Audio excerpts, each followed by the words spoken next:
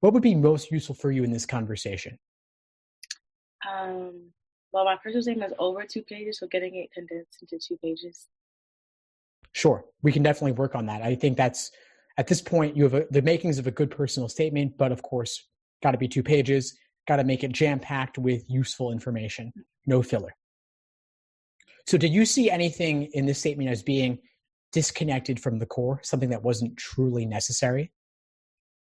Um, I feel like the ending when I wrote about me being in the Red Hook Youth Corps and like talking about why I specifically want to go to NYU, like those are true, but I feel like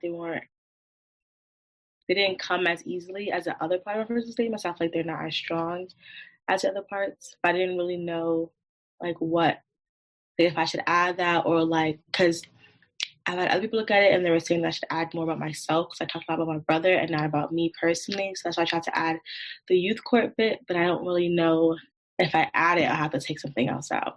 What I would say then is have it on your, but in passing as one sentence. That's it. Or even part of a sentence where you mention it briefly, but that's it. Okay. And I think that will help you cut down your statement automatically, of course. Mm-hmm. The other thing that stood out to me was the very beginning, the anecdote about the Doritos.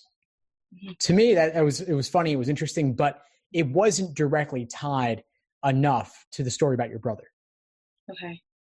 So I think I just saw it as being kind of disconnected, to be honest. Mm-hmm. I don't know what to make my introduction. Well, if you remove it, then that's helping cut down your personal statement. Mm. And if we cut out some of the bit about the youth court, that also helps to cut it down. What that leaves is the story about your brother, but we've got to tie it more directly to you. Yeah. That's what I think is missing here. So is there anything that comes to mind you can share about your involvement in his ordeals? Well, like I would go to court with them and I had to write a letter to the judge because my mom wanted them to release him to my mom's care as a foster parent instead of them releasing him to a group home because he didn't like the group home. So that's it. Okay. And I'm not sure did you mention that you wrote the letter? No, I didn't talk about that. So that's something I would include. Okay. I don't feel like I don't know how,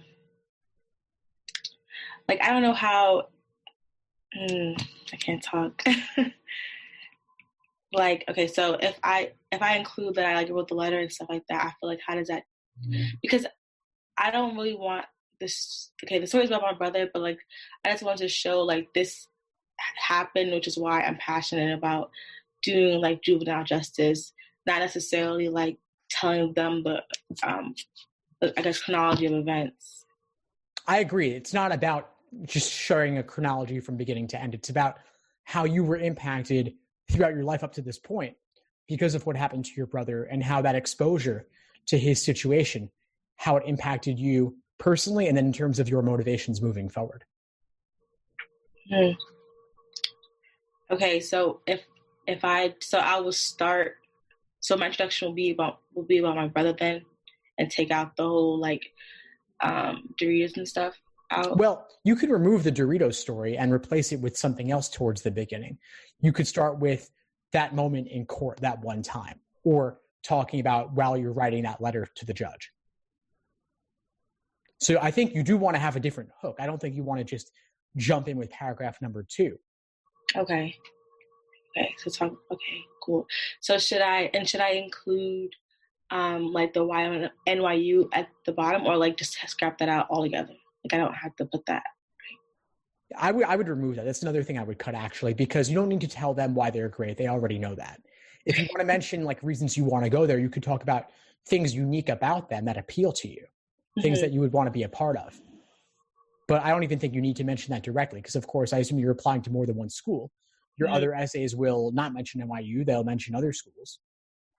Or you can even, some schools give you space to say why their school specifically, and that could be a place to include this. Okay. And also, okay, so introduction, I'll change it and talk about like me writing a letter to the judge and then continue with the like good about my brother and stuff, and then how would I incorporate more of myself into it? I guess since I'm not addressing the youth court. Yeah, so it's not about listing things you've done that would fit on a resume. I think it comes back to just how you've been personally impacted over the course of your life because of what's happened to him and different interactions you've had with his journey in the justice system along the way. Mm-hmm. And you can still mention the youth court briefly in passing. I just wouldn't go into too much detail about it specifically. Okay, and so do you feel like right now I wrote a lot about myself, or there's still some things lacking? I think you've done a good job. I think there's always room to do more. Okay. Especially when you talk about how you witnessed a reversal in his attitude, for example. Like you're noticing things, you're observing things. And you could mention how your experience in the youth court was impacted by your knowledge of him on a personal level. Mm-hmm. Okay. So you could take in a way, you could take the personal and the youth court experience and relate them to each other back and forth. Okay. Okay. So after I edit, we look at it again. Yeah, sure. I'd be happy to. Great. Okay. Well, that's it. My pleasure. Any other questions for today? Nope. I'm good. Okay. Well, what would you say is the biggest insight you got from our call today? Changing my introduction and taking out the YNYU. So I feel like I wrote my introduction like 3 a.m. I was like, oh, this sounds good, like Doritos. And but the YNYU, because the problem is I'm applying really late because I'm taking my LSAT in January. So somebody suggested that I put that, so because since I missed like the whole early action part, but I felt like while I was writing it, I just felt like I wasn't really saying anything of substance. I felt like I was really feeling very forced. So I just didn't really know what to do about that part. But like I'm happy I could cut it out because like it just sounds like fluff, I guess.